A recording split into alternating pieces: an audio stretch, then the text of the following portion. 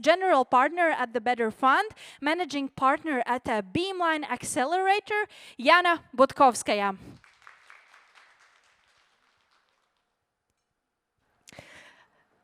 Hello. Super nice to see you all here, and thank you very much for having me. So yes, my name is Jana, and yes, I bear double partner signs. And thank you very much for the previous speakers, because you opened up everything what I wanted to say, and especially even today, during my coffee meeting with one of my colleagues from Canada, we were talking about that I was still not very happy with my presentation, and I don't think that I'm happy now, because when we know all the problems, we'll know all of the concerns.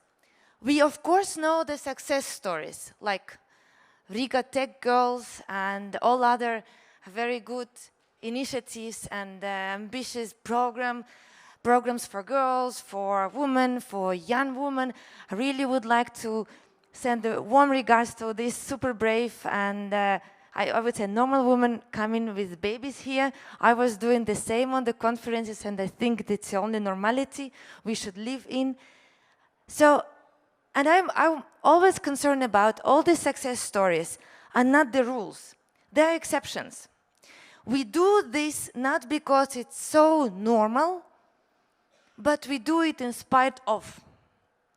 So it's not normal that we need to make a specific programs for girls to not be afraid of IT. And that's why I think I really would like you to think with me during this presentation, and maybe if it's possible to take some questions or suggestions from the audience, what we should do or how we should act, because I think that I'm talking about women in tech for maybe 10 years already, or even more. Because before I joined, or I studied these partner labels, I'm environmental physics, so I was studying physics, and my main job, I was building boiling houses and clean tech projects before we knew that there is clean tech term exists. And I didn't know that women in tech is something extraordinary. I'm coming from industrial area, so for women to work in chemical production or in mines, or to be mathematics or physics was absolutely normal.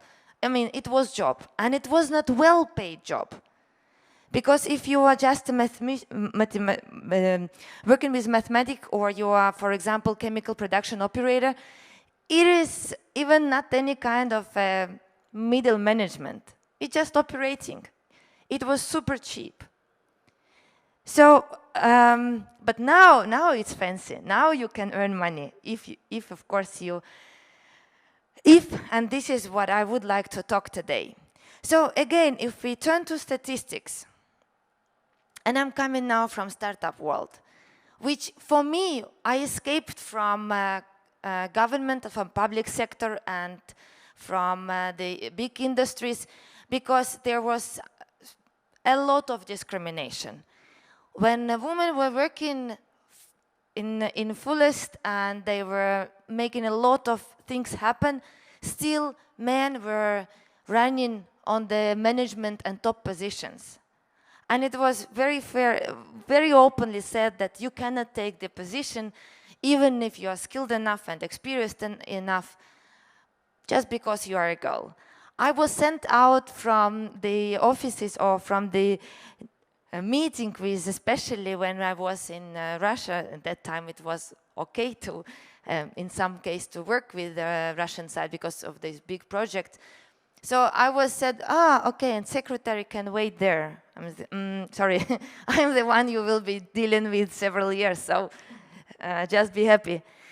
So, and I hope that in startups, or it seemed to me that in startups, the picture is different. And it is different, but it's still very, very sad that it's only 15% of the founders are women. And we are not talking about the only women co-founders, but we're talking about the teams where at least one of the co-founders is woman. But still, the teams where women are in charge, they still get only 1% of all investments in the Europe. Can you imagine? Nice world we live in, yes? So we do this stuff and then like 1%. Be happy. Ciao. And then when we see about who is working in tech, only 22%.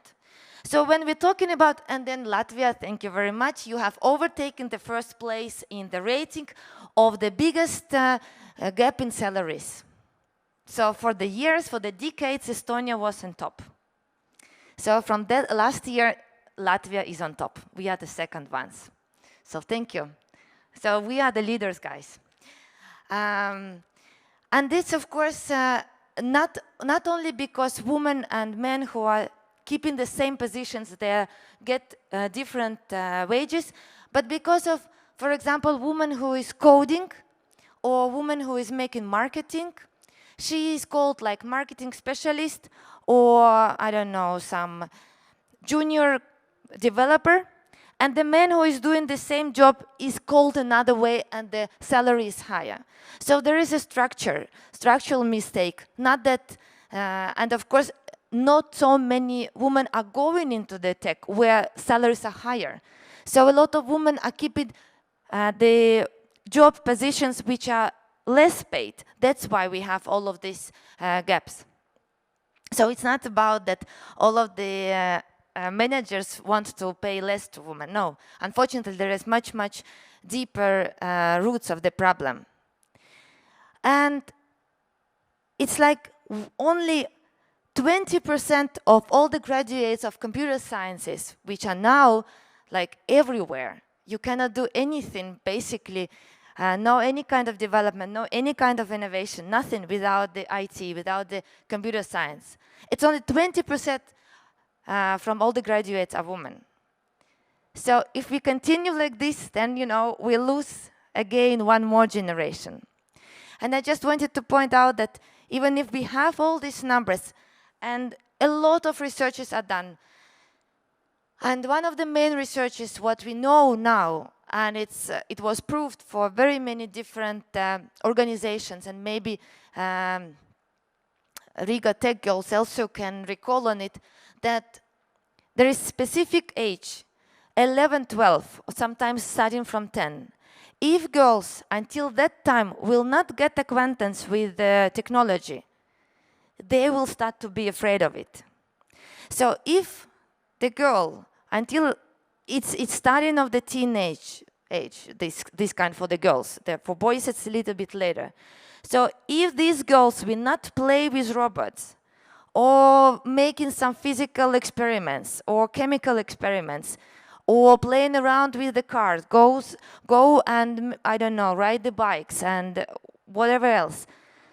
By the age they turn 11, then we get again the generation of the girls who will be a little bit, oh, I'm not so good with computers, oh, please help me. So this is what we need to do. And this very nice unicorn, this is one program specifically for the girls in Estonia, which called Unicorn Squad. And how it was done? One of our Estonian startup stars, he has a daughter. And he said it was so interesting to observe how the boy, his son, was so much into tech, and the daughter, who is also see that, like, you know, the whole family lives in tech. She is not interested, and she is not brave enough to play around with it. So he decided to make experiments, physical experiments in his own garage for his daughter and for her friends, for the girls. And it turned out that it was so cool, everybody were very happy, so he built up a huge, huge platform, and now more than 1,500 girls every year go through the program. And it's like, it's super, super easy. Girls are playing around with dynamics, you know, just to see how the sound is evolving. They're playing around with the weights, they're playing around to understand the main rules of the physics and mathematics and coding a little bit, and and they are drilling, they are riding e-scooters, so everything just to play around and to be familiar that technology is the same toys as the Barbie girls. Oh, no, it's not Barbies, now something else is now. I'm sorry, I have a son, so I'm not very good in this Barbie stuff. I've never been, so. But it was a film, so I know about Barbie. And what I wanted to point out today, that we know all these statistics, we know all these problems, and we know all these efforts, and I'm very happy to be sometimes able to support these initiatives. But now is a golden time for us, girls, because it's a huge technological gap in Europe. We only in Estonia, like just to give you the numbers, we are a super small country, but we are missing 100,000 IT workers. So for us to keep up with our unicorn stories, we're missing 100,000. The whole population of Estonia is 1.3 million. Can you imagine? So for us to keep up with our economy, we need to get, I don't know where. Several days ago, I was in Geneva and was meeting the guys from the India. I said, I love India. I love India because you are coming to Estonia. Otherwise, we would lose our economical advantage. So, and it's already calculated. If we now, as I mentioned before, 22% are now women in tech. If we would add only 23% of women, so it means that we have this population. We don't need to bring it. We just need to engage them. We just need to give them an opportunity to go to tech and to work with us. So if we just add these girls and women into tech, then we can raise our GPD from 260 billion euro to 600 billion euro. Only 20%. So just double the number of women already working in tech, just to give them opportunity to go.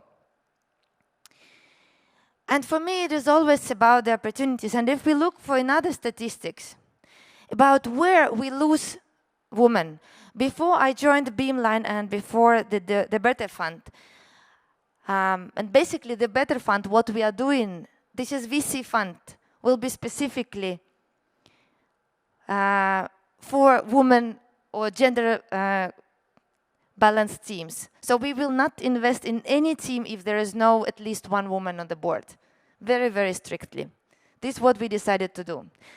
Because before that, I was working in a very, very tech-intensive fund. And just we have had such a moment when it was like 40 teams in the room before we kicked the program. So 40 teams, it's like about 70 people altogether. And when I came into the room, I discovered myself the only woman in the room. So 40 teams ready to strive for the startups, tech startups, 0 women. And then I was like, but I do remember my university. There were women in mathematics, in IT, in physics, and everything what we were studying together. So what happens? Where are they? And it wasn't like less of them because you remember who are getting 5s in the school for mathematics? Girls, because we are studying, because we want to be, meet the expectations and so on. So, but really, what happens? This is the women who are somehow connected with the tech. So 50% if we start the primary school capabilities. So really, if we see what girls and boys are doing, the girls first of all goes a little bit up, and then what happens? Then boys start to overtake in all mathematics and all STEM subjects.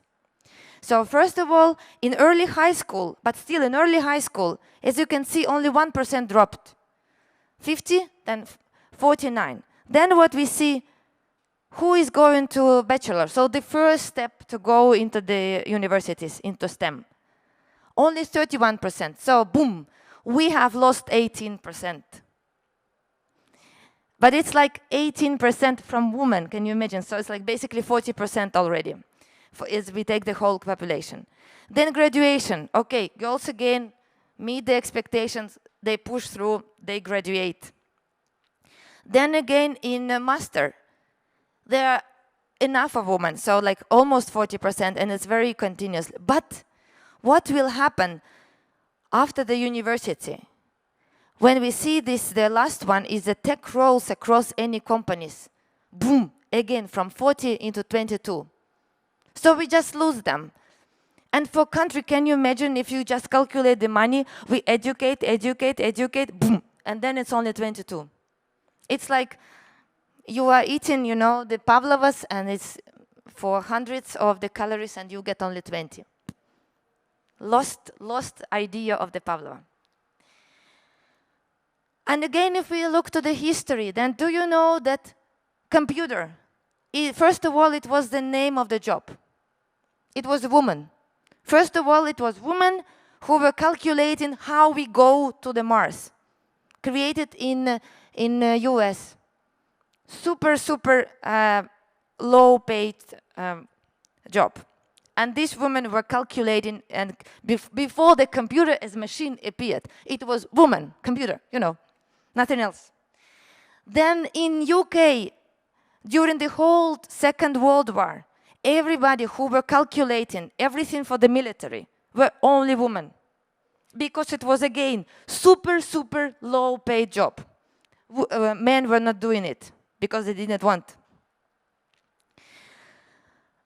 Then in 60s, the women were already overtaken with the coding and very complicated algorithms, but still, it was seen as a very cheap labor, and no men wanted to take it. But then something started to happen because of computers became more cheaper, and everyone, like society, realized the possibilities of the computers. So they understood that if there is a person empowered with a computer, is the same what we're talking about AI today, then this person can make whatever.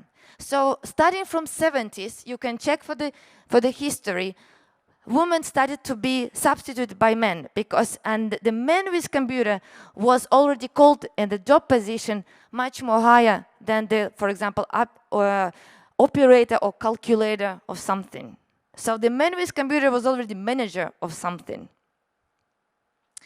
And then the discrimination continued for ages, and unfortunately it is till now. We can see it everywhere. And for example, in UK, they already calculated that because of they have graduated for 30 years sidelining the women from the IT sector, then UK researchers said that this is the reason why UK has lost their position as one of the top IT countries, so which were they in 70s and 80s. And again, about the science, that I checked a lot of the papers because I was trying to understand. So, okay, we know all of the problems. So what's wrong with us? What's wrong with the society that we still cannot do anything? And everything goes into basically 2 points. And I have added mine as a third one. First of all is ambition. As I talked about, that if girl will not be exposed to the technology at a certain age, she will be afraid of it. Because you know the statistics, that if you are reading the advertisement for some job to apply, if you are not 100% sure that you are right fit, you will not send your CV. Girls, unfortunately. I know some companies, if they want to increase their gender diversity, they are adding specific lines. If you are a woman, please apply. Even if you think that you cannot do it, please apply. I am also an employer, and you know, guys are coming. I'm okay with guys. I love men. I'm sorry, and I have a son. You know, so I'm a little bit cautious about what's going on with men. But when men are coming to the job interview, I'm like, oh my goodness, where are these supermen? Where's the whole life? He will save the whole all my companies, everything. So even they don't know, haven't ever done, whatever they haven't ever done, they say, but I'm super quick learner. I haven't ever heard it from women. I heard everything else, but nothing like this. And I have done millions of experiments about asking my employees, women, like, okay, what is your salary? What would you like to get? And compare it with men who are doing almost the same job. And men are asking almost twice higher salary always. So it's again about our ambitions, because we were raised, you know, to be liked by other people. So we are afraid of saying, you know, I want to get at least the same as you because I will be working the same as hard. We are afraid, we never ever say this. And then of course it's social support. It's not very supported by our society. And fortunately, it differs in different countries, and it's very different in Norway and Sweden and Finland. But in Estonia and Latvia, we go, you know, into that kind of Uzbekistan, Kazakhstan, and that kind of. So we are not yet in Scandinavia with this, with social support. So it's not very much supported that women is ambitious, is taking managing positions, is working hard, I don't know, going and repairing cars and doing whatever. You know, a couple of years ago, I know what happened. I get divorced. I always forget about it, you know. And I thought, I need to do something else. And I went to neighboring vocational education center and applied for car assembling or repairing position, you know, like, because I love cars. And I thought, when I came for this, it's not jury, it's some kind of like a board, you know, when they are talking with the students. Because, yes, as a girl, I come in with these excellent documents, you know, 5s and everything, A. And so when they made an interview with me, even the headmaster of the vocational school came and said, what do you want from here? Because I was already enrolled into PhD program in the university. I said, I just want to repair cars. What's strange in it? And of course, as you can imagine, I was the only woman. And it was all, and of course, I'm much older than all the boys there. So, but I was super cool in physics, so I very quickly became a star. But even in this position, when all the boys got the right answers in mathematics and physics from me, it was necessary, you know. I mean, I'm very old in comparison with the boys there who were like 18 or 19. It was always, it was necessary to make a statement that, come on, guys, I want to take this test now. I want to try what the teacher just explained. Because, like, this, I don't know, everybody thought that I'm just playing around. So social support, unfortunately, we just need to take it. And then the third one is networking. It's a little bit controversial topic for me still, but because I'm working in startups and I know how networking is super important, and before you get any kind of investment, you should be trustworthy. So it means that network and potential clients and investors should know you well. So you should be the part of their community. Do you know about Estonian Skype mafia and this all kind? So what it means, it is super cool. It is super cool for society. It's super cool that we help each other. But if you just dig a little bit one layer down, it means that one brother helps another brother, then the friend, they were studying together, or they were, you know, drinking in the evening together, and then they are buddies, and then they are friends, and then they help each other because they trust each other. They know each other for a long time. And they don't know us. We are not in their community. We are not in their close circle. So I've read in one book that women should also get the mentors. And of course, if, for example, if you want to become a top manager, then you should take a mentor from top management, which are majority are men. And then for me, it's always a question.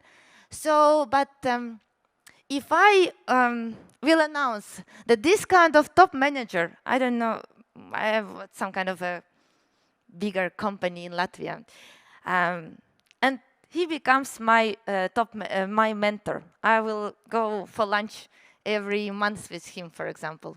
What society will say? And it's absolutely normal if a boy goes in the same direction and take as a mentor someone from the top managers. So this is the questions from my side for you. And this is what I think that we need to decide, because future is feminine, as we know. And I only wish you all success, and I hope we will have time and possibility to come up with ideas and with real actions, how we can enroll ourselves more into tech and more women into tech, support each other, create the network, and build much better future for us and for our sons and daughters. Thank you very much.